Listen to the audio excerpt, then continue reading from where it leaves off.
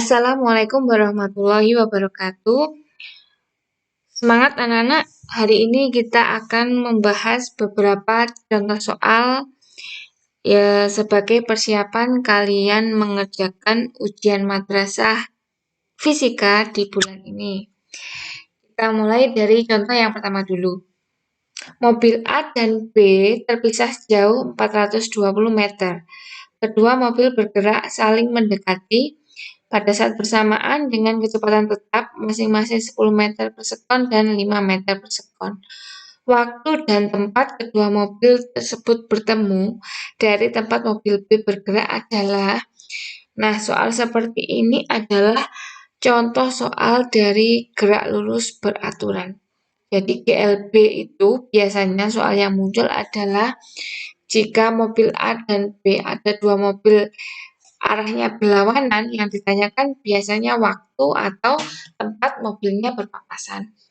Jika mobil A dan mobil B itu arahnya sama, biasanya yang ditanyakan adalah kapan mobil yang satu menyusul mobil yang lain. Nah, yang saat ini kita bahas adalah mobil A dan mobil B berpapasan. Jika kita gambarkan adalah seperti ini. Dua mobil ini mempunyai jarak A dan B, geraknya berlawanan, yang satu ke kanan dan yang satu ke kiri. Yang ditanyakan kapan waktu dia berpapasan dan tempat kedua benda tersebut atau mobil tersebut berpapasan. Nah, jika seperti ini, yang harus kalian ingat adalah jika mobil A dan mobil B berpapasan, yang sama adalah waktu mereka berpapasan. Nah, jalan cepatnya, waktu berpapasan atau WP atau T papasan sama dengan jarak kedua mobil dibagi K1 plus K2 atau V1 plus V2. Kecepatan mobil A ditambah kecepatan mobil B. Kita langsung saja. T berpapasan atau WP sama dengan jaraknya 420 dibagi kecepatan mobil A 10 plus kecepatan mobil B 5. Berarti 10 plus 5. 420 dibagi 15 sama dengan 28 sekon. Jadi mobil A dan mobil B ini akan berpapasan ketika mobil A bergerak 28 sekon dan mobil B bergerak 28 sekon. Jadi waktunya sama. Kemudian tempat kedua mobil tersebut berpapasan. Kita bisa menghitung dua-duanya.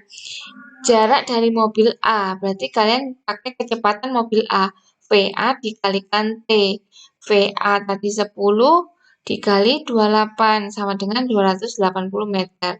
Atau jarak dari mobil B. S dari mobil B sama dengan VB dikalikan T sama dengan VB-nya 5, T-nya sama 28 sama dengan 140, maaf ini kebanyakan 0, 140 meter. Kalian lihat di soal yang ditanyakan waktu dan tempat kedua mobil tersebut bertemu dari tempat mobil B bergerak. Jadi yang ditanyakan waktu dan tempat mobil B, dari mobil B. Berarti waktunya 28 sekon, S dari mobil B 140 meter. Begitu, kita lanjutkan di soal nomor 2.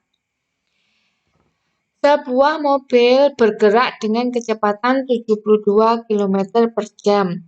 Karena di depannya ada rintangan, mobil tersebut direm dengan perlambatan 5 meter per sekon kuadrat. Tentukan jarak yang telah ditempuh mobil sejak direm hingga berhenti. Nah, soal seperti ini adalah salah satu contoh dari soal gerak lurus berubah beraturan. Kenapa dia termasuk GLBB? Karena kecepatannya berubah.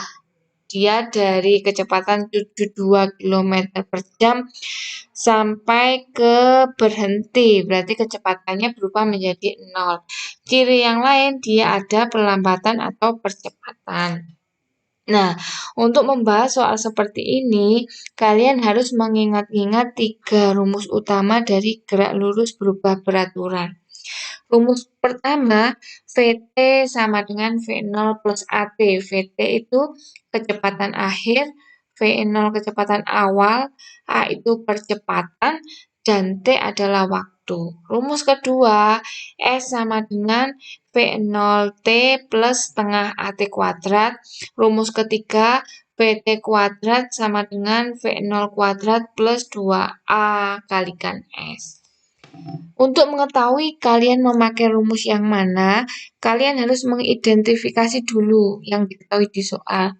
Nah, di soal ini yang diketahui adalah kecepatan awal. Sebuah mobil bergerak dengan kecepatan 72 km per jam. Jangan lupa dirubah dulu menjadi meter per sekon. 72 km per jam dijadikan meter per sekon. Kilometer ke meter naik 3, berarti dikalikan 1000, nolnya nambah 3. Jam ke sekon, 1 jam ada 3600 sekon, berarti dibagi 3600. 72.000 dibagi 3600 sama dengan 20 meter per sekon. Kemudian mobil direm dengan perlambatan 5 meter per sekon kuadrat, berarti dia A sama dengan 5 meter per sekon kuadrat. Tentukan jarak yang telah ditempuh mobil sejak direm hingga berhenti. Berhenti itu berarti VT sama dengan 0. Jadi istilah berhenti bisa kita ambil kesimpulan bahwa kecepatan akhirnya bernilai 0. Nah, selanjutnya kalian identifikasi mana rumus yang bisa dipakai. Rumus pertama bisa apa tidak? VT sama dengan V0 plus AT. VT ada, V0 ada, A-nya ada, T-nya tidak ada, berarti rumus pertama tidak bisa dipakai. S sama dengan V0T plus setengah AT kuadrat sama. T-nya tidak ada, tidak bisa dipakai. Berarti otomatis kita pakai rumus VT kuadrat sama dengan V0 kuadrat plus 2 dikalikan A dikalikan S. Dimasukkan VT sama dengan 0 dari kata berhenti tadi ya. 0 kuadrat sama dengan 20 kuadrat plus 2AS. Karena dia pelambatan, A-nya bernilai negatif, kita pindah ke depan.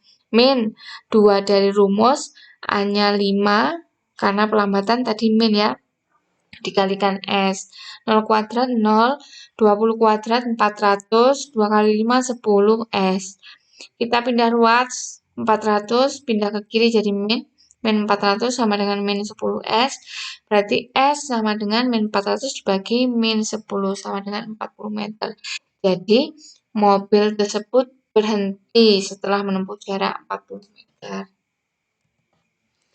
Lanjut di soal terakhir pada sesi ini, 2 buah pegas dengan konstanta masing-masing 400 Newton per meter dan 1200 Newton per meter disusun secara seri. Kemudian digantungkan sebuah benda yang menyebabkan susunan pegas bertambah panjang 2 cm. Massa benda tersebut seharusnya adalah titik-titik. Percepatan gravitasi G sama dengan 10 meter per sekon kuadrat. Ini termasuk soal dari elastisitas nih, ada di materi kelas 11. Susunan pegas, kalau susunannya seri, 1/KS, K seri sama dengan 1/K1 plus 1/K2 plus 1/K3. Jika susunannya paralel, K paralel sama dengan K1 plus K2 tambah K3. Di soal ini tadi susunannya seri. K1 sama dengan 400, K2 1200 disusun secara seri. Berarti 1/K seri atau K total sama dengan 1/K1 plus 1/K2.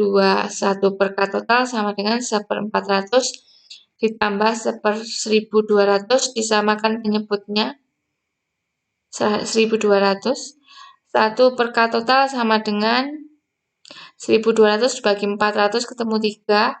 1200 dibagi 1200 ketemu 1. 1/K total sama dengan 3 plus 1 itu 4 per 1200. Berarti K totalnya sama dengan dibalik ya. 1200 dibagi 4 sama dengan 300 Newton per meter. Ke bekas kemudian digantungkan sebuah benda yang menyebabkan bekas bertambah panjang 2 cm. Berarti gayanya sama dengan F sama dengan min K dikalikan delta X. F itu gaya, bisa kalau digantungkan bisa menjadi gaya berat, sama dengan min K, K itu konstanta, dikalikan delta X itu pertambahan panjang.